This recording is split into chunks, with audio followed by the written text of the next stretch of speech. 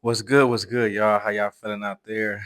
Yes, this your boy GT Bland here, live in the flesh. Yes, indeed. So, story time, right? So, what I'm gonna be doing, I'm gonna just be hitting you daily with topics. Welcome to my channel. If this is your first time here, you know, I'm just a guy who born and raised in California. Some people used to call it Killer Cali. you know. However, what I'm saying, it's just me uh sharing my story with y'all, and hopefully somebody could gain something out of it. You know, Plenty of topics we're gonna jump into, a lot of things that I've been able to pull back the curtain on, and a lot of things I just give my point of view on. Um, because I don't think about I learned that you don't want to give people advice because that is adding to their vice. You feel me? So now the whole big U stuff, I'm not gonna touch on that big U stuff. I just know that um shout out to that brother because at the end of the day, uh, he got kids and he built a whole legacy with the football and all that. To see it go down, how it's looking like allegedly and everything, that sucks. So something that you'll be learning about me, you can't straddle the fence with nothing. You either gonna be this way or that way, or just be mindful of how you take your position. But straight up jumping into like straddling the fence, man, that kind of stuff like that happens. All right. So my this is my story on how I used to rock with Nip. You know what I'm saying? So, I grew up on the east side. I grew up in the Pueblo housing project. My father, uncles, and all them, they um, held out of the Pueblos, you know what I'm saying? And then from there, I lived different places in South Central LA. Grew up over there also in the 30s. Shout out to all my partners out there. So it's from Harlem, 39th Street, nigga Park Cats, you know. And Majority of my adult years or teenage adult years was in Inglewood. Shout out to the Wood, shout out to Morningside, the Side. You feel me? Shout out to 82nd and Maitland, you know. Shout out to 104th and Crenshaw. You feel me? Shout out to Hazel Street. You know what I'm saying? Shout out to 211. You feel me? The neighbors, you know what I'm saying? Center Park. My boy Solo Bolo. What up, Solo Bolo? Center Parks, you know what I mean? Shout out to the Fam Bam 8 Block, IF, you feel me? It's a lot of different things. Um, I came up when Trouble was just like a little tagging crew. And don't trip, I'm gonna get into that. I'm gonna have a whole series on how tagging turned into like tag banging, and then how all them taggers like pretty much boosted the member rate in so many different hoods, man, in LA, right?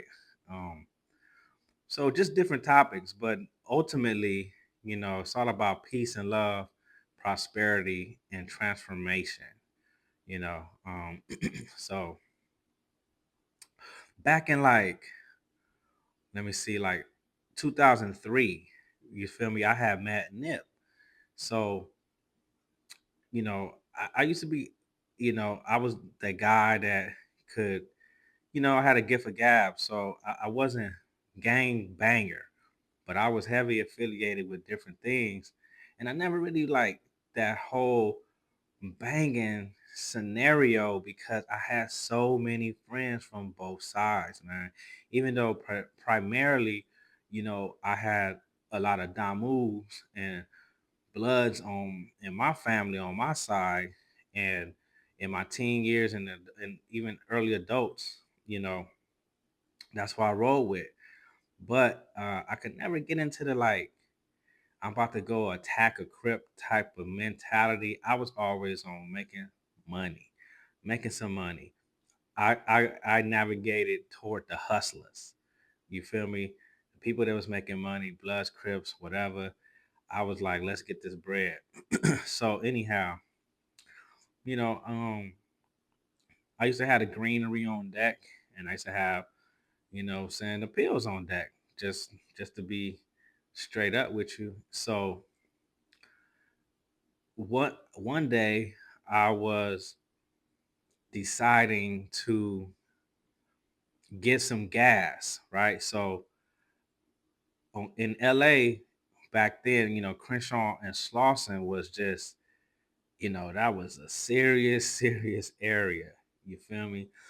So I pull up and I wasn't even really tripping. So how okay, no. My bad. I was there to meet somebody. All right. They was coming. I was meeting some dudes I had met. They was looking to get, a 20 pack of basically 20 pills, man. Some like Oxy, some what I'm saying, some Blue Dolphins, some Mitsubishis, and some Transformers, right? And these is all excuse me, these is all uh you know what's this called? Ecstasies. Yeah, ecstasy. Back in the day, Blue Dolphins was it. Everybody wanted the Blue Dolphin. But I had met me and my boy, shout out to Tone, we had met a dude that was making them. He was from uh Compton. He was from Pocket Hood or something like that. I just know that when we went over there, boy, it was like really like a little corner, like one way in, one way out. And I was like, I used to hate going over there. But he was legit. He was like a chemist, but he was straight. Straight. He had tats on his face. You know what I'm saying? He was just straight crippity crip. But we did good. I did good business with people, so it didn't matter. And I never said, "Oh, I'm from here. I grew up." That doesn't matter. Just the money is green. Let's go. So anyway, he used to print up those Transformers, and it was purple, right? So they was like the Decepticon. They had that Decepticon logo. So we was so anyway, I had some of them. I had some Mitsubishis. They had the Mitsubishi logo. That's why they call them Mitsubishi. And then I had some blue dolphins because they were blue, like this color right here, like the dolphin. And they had the dolphin on there. So I had some of them. I had a mix. So I pull up, and then I'm waiting on dude. You know what I'm saying?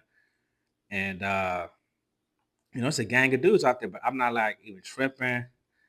I'm like neutral. I ain't even like on it like that. But there's a gang of six O's out there, you know what I'm saying?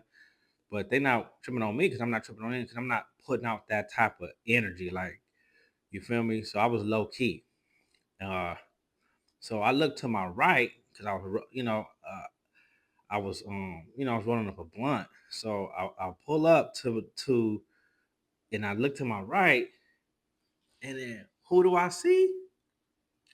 Some tall, like slim cat with uh with long braids, like a long white tee. It was like dusty, dingy.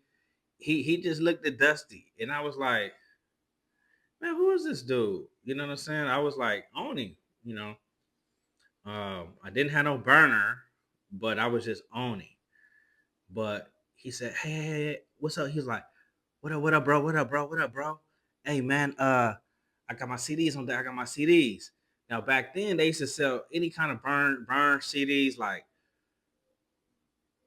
2 for $5, 3 for $10, stuff like that.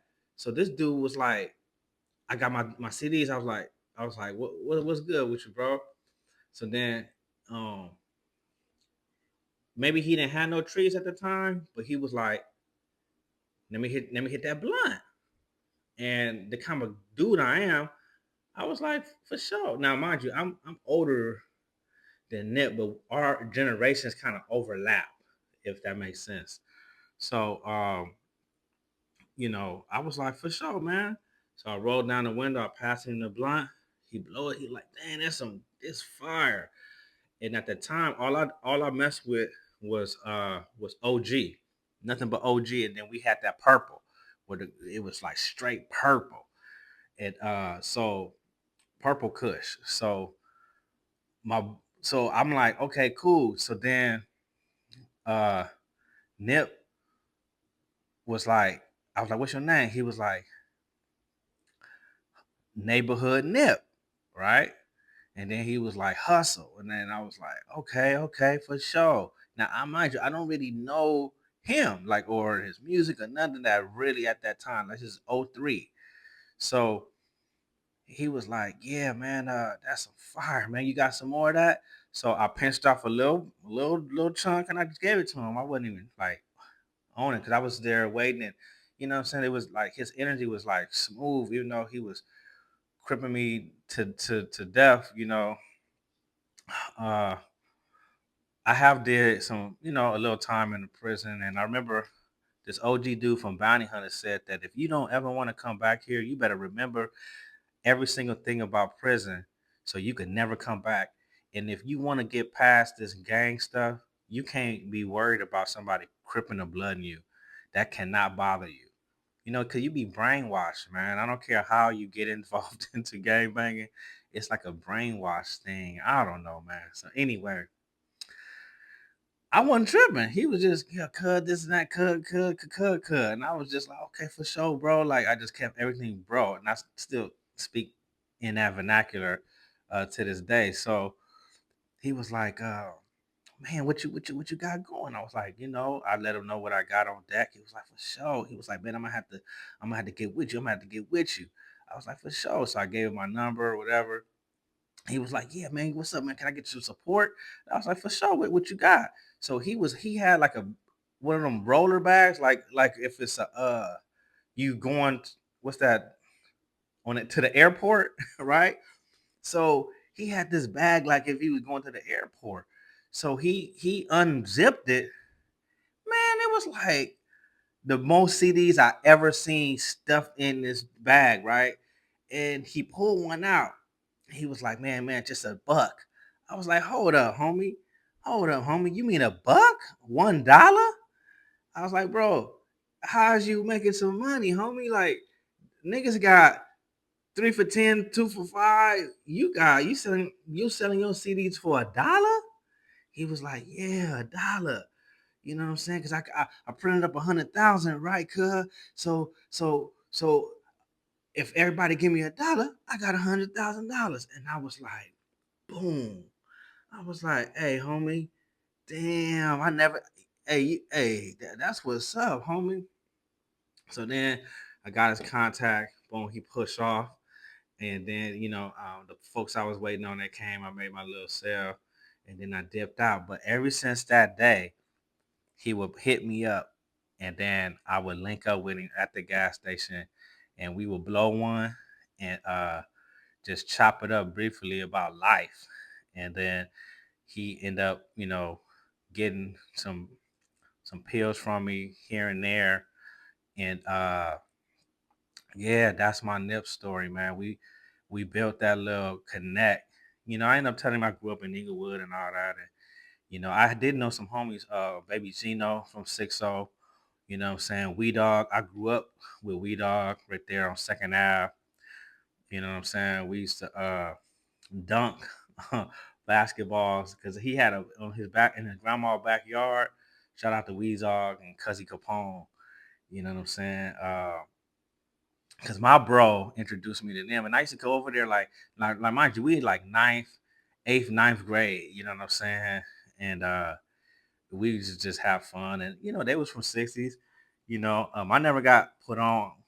Obviously because I lived in Inglewood, man, and that would have been like a death sentence. But I used to go over to their house like during the summertime and just kick it and stuff. And like I said, we used to play basketball. Shout out to Marquise. You know what I'm saying? Like we used to play basketball in the backyard, and we used to see who could dunk on each other because he had an 8-foot rim. You know what I'm saying? So shout out to Wee Dog, man. I don't know where he got. these days, but I know he remembered those days, man. We had a lot of fun. Cause my boy Regis, you know what I'm saying? Shout out to the homie Ree. You feel me? But yeah, man. Just many stories I got, from my life's experience. But I always said that if I was got a chance to reconnect with Nip, I was gonna remind him of that story, man, that he was gonna go stupid, And then even Black Sam. See, Black Sam used to hustle right there in the Vons and Inglewood. And I used to get, man, Black Sam used to have the dope, like super crystal clear cop, like CDs. I'm talking about like Training Day, American Gangster, whatever. Like he had all the fire, bro. All the fire on deck, and it was clear. You know what I'm saying? So whenever you saw him, you already knew you had a clear copy, but he was only there like in the morning, you know what I'm saying? And then if you missed him during the morning, like by 10 a.m., he used to be gone. So yeah, shout out to the marathon and all those brothers, man. Man, and yeah, so